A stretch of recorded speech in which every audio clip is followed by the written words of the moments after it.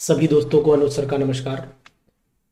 Aroma chemistry classes के through आज हम लोग डिस्कशन करेंगे कुछ इम्पोर्टेंट क्वेश्चंस। ये सेट जो है वो मैंने फिर वही बता रहा हूँ यूपी पीएससी की वेबसाइट से उठाया हुआ है और ये बहुत ही इम्पोर्टेंट क्वेश्चंस हैं। अगर आप इनके लगाते हैं, इनके हिंदी और इंग्लिश दोनों पैटर्न में दिए हुए क्वेश्चंस हैं ये, तो अगर आप इन क्वेश्चंस को लगा लेते हैं तो ये क्वेश्चन आपके आने वाले 6 फरवरी के एग्जाम तक बहुत इंपॉर्टेंट हो जाएंगे। और आपको बहुत ही इंपॉर्टेंट सूचना देना चाहता हूं कि आप लोग क्वेश्चन की प्रैक्टिस पर डे 50 से 60 क्वेश्चन की प्रैक्टिस करते रहिए। अगर कोई दिक्कत आएगी तो मैं आपके साथ में हूं। आप क्वेश्चन पूछ सकते हैं, इनबॉक्स में कमेंट डाल करके पूछ सकते हैं, अपनी समस्या रख सकते हैं, उन सभी का समाधान भी हम आपको लगातार देते रहेंगे। तो पहला क्वेश्चन ही हम लोग डिस्कशन कर लेते हैं। पहला क्वेश्चन हमारे सामने है कि प्रभावी परमाणु क्रमांक EAN पर संक्षिप्त टिप्पणी लिखिए। यानी कि इस पे आपको इफेक्टिव एटॉमिक नंबर पे आपको एक शॉर्ट नोट लिखना है। तो इफेक्टिव एटॉमिक नंबर का शॉर्ट नोट क्या होगा ये आपको बताना पड़ेगा, है ना। उसके बाद नेक्स्ट इसका जो क्वेश्चन है, इसका आधा पार्ट जो है वो ये यहाँ पर दिया हुआ है। बी पार्ट यहाँ से शुरुआत हुई है इसकी। देखिए यहाँ क्वेश्चन थोड़ा सा कट गया है कि ऊपर वाला पोर्शन थोड़ा सा कट गया है, लेकिन इसमें आपको क्वेश्चन मिल रहा है कि write down the IUPAC name of the following. यहाँ पर राइट IUPAC नेम लिखना है। देखिए right the IUPAC name of the following, इस क्वेश्चन का इंग्लिश वर्जन में ही दिया गया है, तो आप इसको भी ध्यान रखिएगा कि IUPAC नेम, जैसे कि मान लो ये वाला क्वेश्चन है कि इसका IUPAC नेम क्या होगा, तो PTNS3 का होल 4 PTCl4 इसका IUPAC नेम लिखना है आपको। ये आप IUPAC नेम लिख लेंगे। KCOCN CO का होल ट्वाइस NO इसका भी IUPAC नेम, इसका ये सब IUPAC नेम है। इनको IUPAC नेम को आपको बहुत ध्यान से लिख लेना है ना। उसके बाद हम लोग बात कर लेते हैं नेक्स्ट क्वेश्चन की। देखिए क्या है question, right short notes on the effective atomic number. ये ऊपर वाला ही क्वेश्चन है जो अभी था। प्रभावी परमाणु क्रमांक पर संक्षिप्त टिप्पणी लिखिएगा। हाइड्रोजन के बनाने की विधि व गुणों का वर्णन कीजिए। Describe the preparation of properties of the hydrogen. तो चाहे इंग्लिश में पढ़िए, हिंदी में एक ही बात है।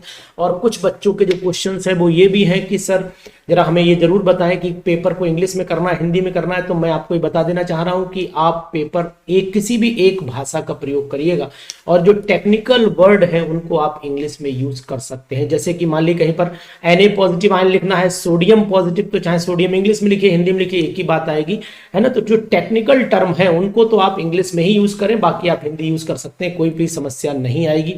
और आप अपने पेपर के अपनी बात को कहने के तरीके बहुत सारे हो सकते हैं, तो बात अपनी पूरी कहिएगा, उसमें कोई कसर न रह जाए। जिस भाषा में आप समझते हो, हिंदी इंग्लिश जो आपको इजी लगता हो, उसी पैटर्न को अपनाइएगा। बट इस बात का ध्यान रखना, बहुत ज्यादा मिक्सचर करने की कोशिश नहीं करेंगे आप लोग, है ना। एक पर्टिकुलर पॉइंट पे, जैसे कि Y isoelectronic Na positive, Mg di positive, Al tri positive cations have different ionic radii. तो आप इसको लिख सकते हैं, जैसे कि इन्होंने लिखा हुआ है, यहाँ देखिए इन्होंने लिखा हुआ कि Na positive, Mg di positive तथा Al ट्राई पॉजिटिव। तो अब यहाँ पर एंड लगा दिया तो ये गलत हो जाएगा। मतलब वो एक सेंटेंस, मतलब इंग्लिश तो फिर इंग्लिश पूरी होना चाहिए, हिंदी है तो फिर बीच में जो टेक्निकल टर्म है, जैसे अब यहाँ पर सम इलेक्ट्रॉनिक आयन, तो आइसो इलेक्ट्रॉनिक लिख सकते हैं, ये चल जाएगा। लेकिन तथा के लिए फिर एंड नहीं चलेगा। फिर भी इनकी आयनिक त्रिज्याएं, अब इनकी आयनिक रेडियस यहाँ लिखा जा सकता है, अलग अलग क्यों है, मतलब ऐसा नहीं कि डिफरेंट क्यों ये लिख रहे हो, तो ये चीज फिर बेटर नहीं रहेगी। यानी केमिस्ट्री के टर्म इंग्लिश में आप यूज कर सकते हैं, बाकी फिर हिंदी लिखिएगा, जिससे कि आपकी लैंग्वेज वेरिएशन बहुत ज्यादा नहीं आना चाहिए। तो ये बहुत ही अच्छा क्वेश्चन था, बहुत ही इंपॉर्टेंट क्वेश्चन है आपके एग्जाम के लिए। इस क्वेश्चन को आपको ध्यान से देखना है, करना है, प्रैक्टिस करिएगा, इन क्वेश्चंस को देख लीजिएगा। इन क्वेश्चन में कहीं से कहीं तक कोई डिफरेंस आपको नहीं दिखना चाहिए, यानी कि लिख करके देखिएगा। मैंने कुछ क्वेश्चंस लिखे लैंग्वेज वाइज डाले हुए, इनके आंसर भी डालूंगा अभी, मतलब कुछ क्वेश्चन के आंसर भी लगाऊंगा, जिससे कि आपको दिक्कत ना हो। अब इसके बाद देखते हैं तीसरा क्वेश्चन, पाउली के अपवर्जन सिद्धांत की व्याख्या कीजिए। पाउली का अपवर्जन सिद्धांत क्या होगा, इसको आपको बताना पड़ेगा। श्रोडिंगर तरंग समीकरण का निगमन कीजिए, इसका आपको डेरिवेशन करना पड़ेगा। Calculate the DQ for the cobalt second in the low spin state. बहुत इंपॉर्टेंट क्वेश्चन, यानी ये क्वेश्चन आ सकता है एग्जाम में, ये बात ध्यान रखेंगे आप। Discuss the group displacement law in the nuclear chemistry. अब कुछ लोगों ने, मेरे साथियों ने डाला हुआ कि न्यूक्लियर केमिस्ट्री में ग्रुप डिस्प्लेसमेंट लॉ, सर ये न्यूक्लियर केमिस्ट्री सिलेबस में नहीं है, कुछ लोग बता रहे हैं सर, लेकिन मैं आपको बता देना चाहता हूं, केमिकल बॉन्डिंग का टॉपिक देख लीजिए। अगर आपको कंफ्यूजन है तो आप केमिकल बॉन्डिंग का टॉपिक देखें। केमिकल बॉन्डिंग के टॉपिक में या स्ट्रक्चर ऑफ एटम के टॉपिक में नीचे साफ साफ लिखा है रेडियो एक्टिविटी सिलेबस में है। अब आप उसमें भी रिसर्च करना चाहेंगे, पीएचडी करना चाहेंगे, नहीं साहब रेडियो एक्टिविटी टर्म लिखा है तो केवल डेफिनेशन आएगी, तो रेडियो एक्टिविटी अपने में एक सब्जेक्ट है, अपने में एक टॉपिक है, बहुत बड़ा ब्रॉड टॉपिक है ये, तो इसलिए उस पर बहुत बड़ी बात नहीं कर रहा हूं। लेकिन न्यूक्लियर केमिस्ट्री से जुड़े हुए जितने भी तथ्य हैं, बॉन्ड एनर्जी है, बाइंडिंग एनर्जी है, ग्रुप डिस्प्लेसमेंट लॉ है, न्यूक्लियर फिजन है, न्यूक्लियर फ्यूजन है, ये अल्फा बीटा गामा का कैलकुलेशन है, ये सब पढ़ लेंगे आप लोग, है ना, तो ये आपके लिए फायदेमंद रहेगा। तो इस तरीके से मैं आपको बताना चाह रहा हूं कि ये आप देख लीजिएगा। ऊपर वाले एक चरण है, क्वेश्चन को देखते हैं। अब क्या करते हैं, लेंथेनॉइड क्या है और लेंथेनॉइड संकुचन की विवेचना कीजिए, है ना। उसके बाद यहां पर देखो व्हाट आर द, मैं इंग्लिश का पोर्शन पढ़ रहा हूं कि what are the lanthanoid, discuss the lanthanoid contraction and its uses in its separation. Very very important question, कि इसका सेपरेशन भी बताना है और इसको आपको लेंथेनॉइड कॉन्ट्रैक्शन को डिस्कशन भी करना है। जब हम देखिए क्या होता है, जब हम लेफ्ट टू राइट चलते हैं एफ ब्लॉक की सीरीज में, तो there is a steady decrease, ये वर्ड यूज करना है आपको, स्टेडी डिक्रीज इन एटॉमिक और ionic radii on moving from left to right in the lanthanoid series is called lanthanoid contraction. एक बहुत स्लो डिक्रीज होता है, स्टेडी डिक्रीज होता है, वो आपको रिप्रेजेंट करना है। तो अपने टर्मिनोलॉजी को बहुत स्ट्रांग रखिए अगर आपको नंबर पाने हैं इसमें।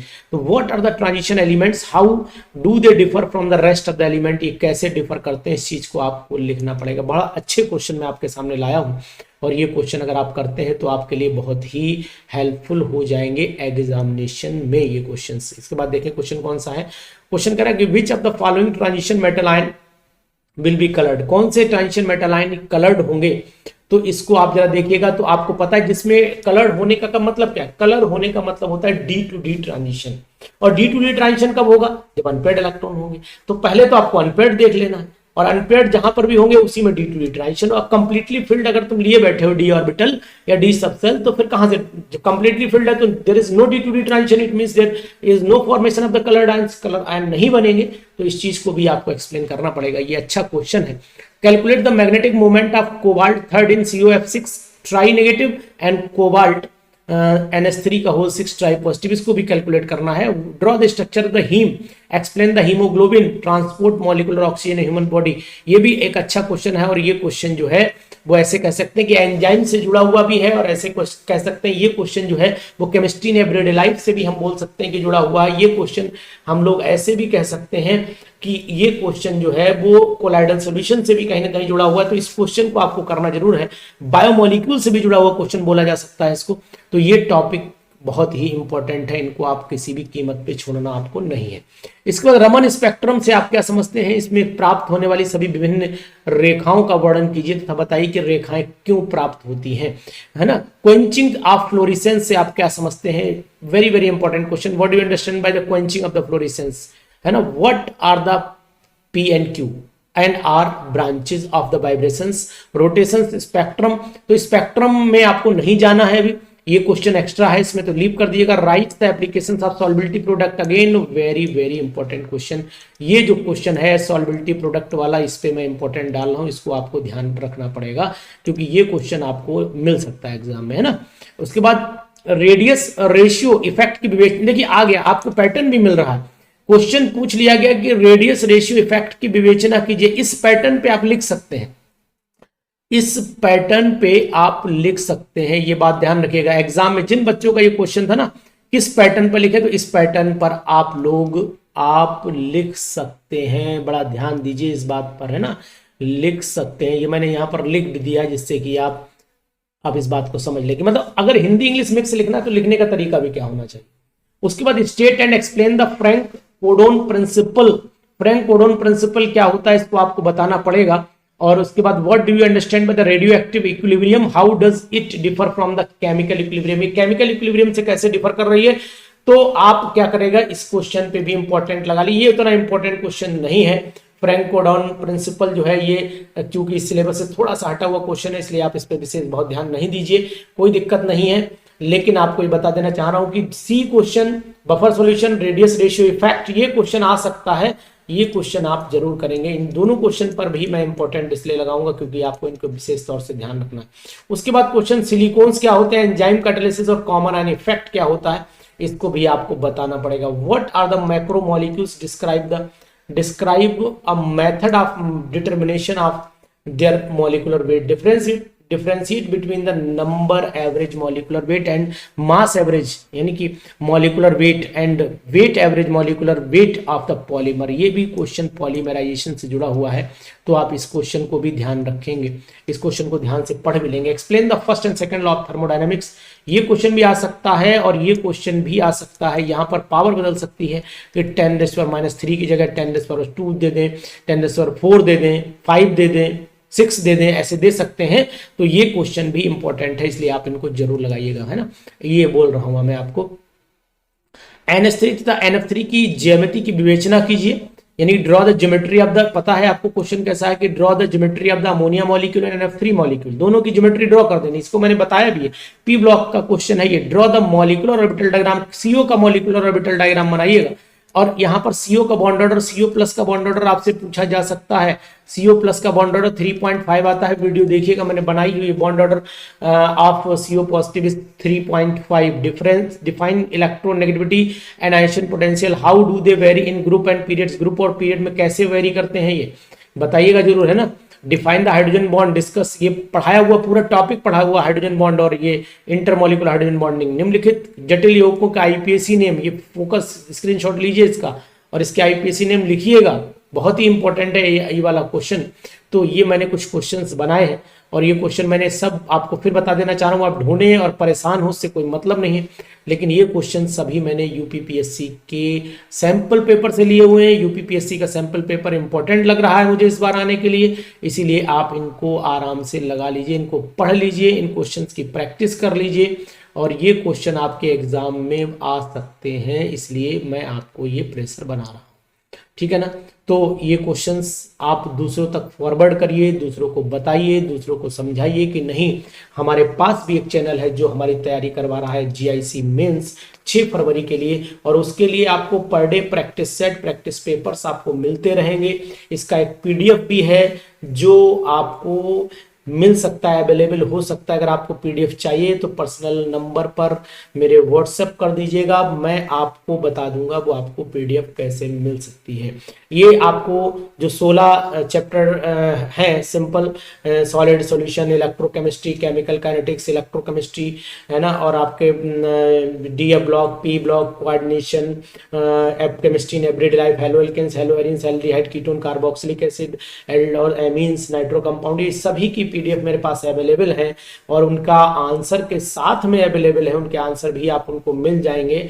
और दूसरी बात मैं आपको बता देना चाह रहा हूं कि जो शुरुआत के चैप्टर है, structure of atom, chemical bonding पे, ये सब पूरी डिटेल, आयनिक इक्विलिब्रियम, थर्मोडायनामिक्स, सभी की PDF अवेलेबल है। अगर आप PDF पर्टिकुलर चाहते हैं तो इन पर्टिकुलर मेरे नंबर पे WhatsApp कर दीजिए, मैं आपको बता दूंगा कि वो PDF आपको कैसे अवेलेबल होगी, उसका क्या प्रोसीजर है PDF लेने का, वो सब चीजें मैं आपको बता दूंगा।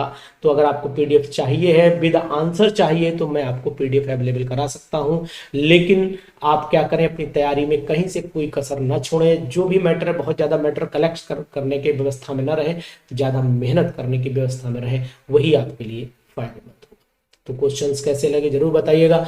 मैं आपको फिर मिलूंगा नेक्स्ट वीडियो में नेक्स्ट क्वेश्चंस के साथ, नए पैटर्न पे। तब तक के लिए बाय।